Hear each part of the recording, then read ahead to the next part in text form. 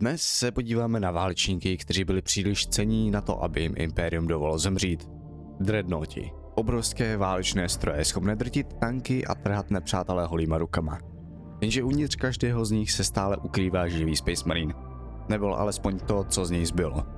Když je hrdina kapitoly smrtelně zraněn, jeho rozdrcené tělo může být uzavřeno do obrněného sarkofágu. Napojeno na stroje, které ho udrží na hranici života a smrti. Dostane možnost dál bojovat.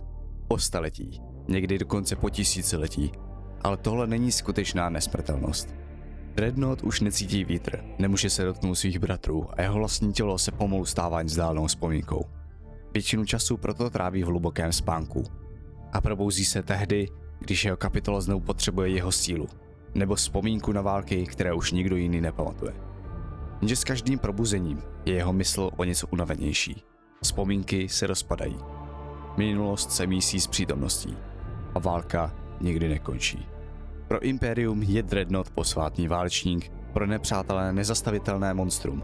A pro válečníky uvnitř je to kovová hrobka, na které může trpět celá staletí. Vnímá jen chlad sarkofágu, bolest každého probuzení a další válku, do které musí kráčet.